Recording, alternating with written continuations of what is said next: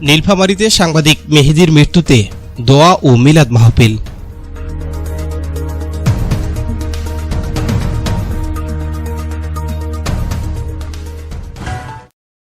আসসালামু আলাইকুম।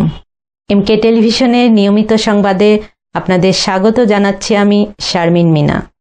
এতক্ষণ শুনছিলেন সংবাদ শিরোনাম, এখন ডেস্ক থেকে বিস্তারিত। নীলফামারী জলঢাকায় সিনিয়র সাংবাদিক হাসানুল কবির মেহেদীর মৃত্যুতে দোয়া ও মিলাদ মাহফিল অনুষ্ঠিত হয়েছে। জলঢাকা প্রেস ক্লাবের আয়োজনে রোববার শেষ বিকেলে ক্লাবের হলরুমে অনুষ্ঠিত মিলাদ মাহফিল অনুষ্ঠানে সভাপতিত্ব করেন প্রেস ক্লাবের সিনিয়র সহসভাপতি ও এমকে টেলিভিশনের নীলফামারী জেলা প্রতিনিধি মনিরুজ্জামান লেবু। উক্ত অনুষ্ঠানে প্রধান অতিথি হিসেবে বক্তব্য রাখেন প্রেস ক্লাবের সভাপতি আলহাজ কামরুজ্জামান। এতে প্রধান আলোচক হিসেবে উপস্থিত ছিলেন প্রেস ক্লাবের সাধারণ সম্পাদক শাহজাহান কবির লেলিন। বিশেষ অতিথি প্রেস ক্লাবের সহ সাধারণ সম্পাদক আবেদ আলী এ সময় উপস্থিত ছিলেন।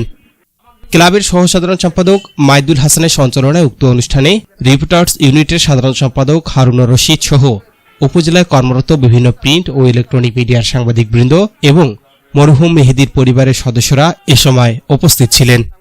আলোচনা শেষে মরহুমের আত্মার মাগফিরাত কামনা করে বিশেষ মোনাজাত অনুষ্ঠিত হয়।